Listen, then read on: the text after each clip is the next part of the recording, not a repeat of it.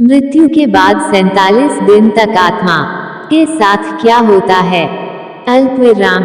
भगवत गीता में श्री कृष्ण ने भी कहा है कि आत्मा एक निश्चित समय के बाद एक शरीर को त्याग कर दूसरा शरीर धारण करती है।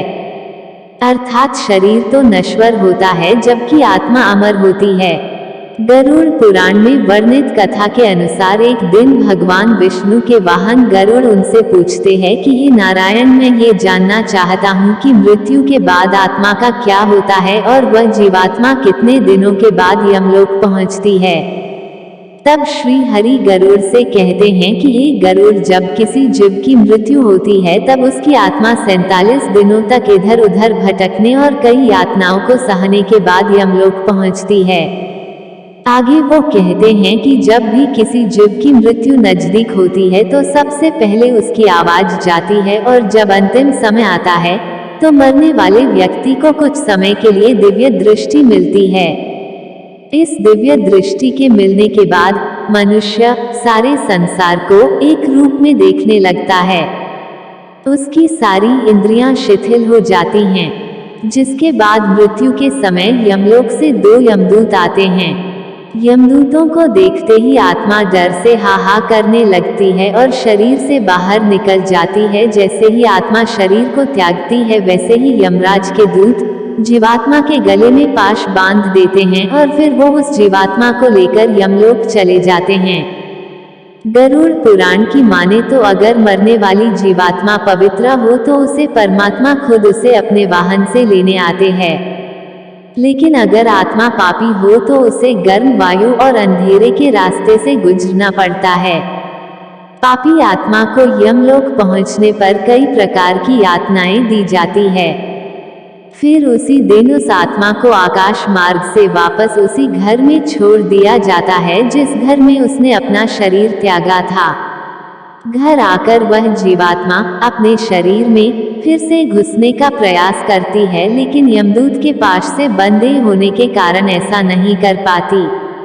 आत्मा ना चाहते हुए भी अपनी अंतिम रस्मों को होते हुए अपनी आंखों से देखती है, यानी कि 12 दिनों तक आत्मा अपनों के बीच ही रहती है। 13वें दिन जब आत्मा का पिंडदान किया जाता है तब उसे यमदूत एक बार फिर से लेने आ जाते हैं। इसलिए दोस्तों, हिंदू धर्म में ऐसा माना जाता है कि मनुष्य की मृत्यु के 10 दिन तक पिंडदान जरूर करना चाहिए। पिंडदान से सूक्ष्म शरीर को चलने की शक्ति मिलती है। फिर भी इसके बाद आत्मा का यमलोक तक का सफर कठिन होता है। उसके बाद शुरू होती है वैतरणी नदी को पार करने की यात्रा। अगर मनुष्य जीते जी गोदान किया होगा तो उसी गाय की पूंछ पकड़कर वो वैतरणी नदी पार करता है। अन्यथा इस नदी को पार करते समय भी पापी जीवात्मा को कई यातनाओं से होकर गुजरना पड़ता है। गरुड़ पुराण में वैतरणी नदी को गंगा नदी का रौद्र रूप कहा गया है।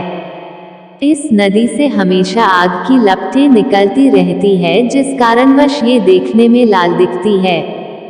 इस नदी से गुजरते समय जीवात्मा को कई खतरनाक जीवों का दंश सहना पड़ता है।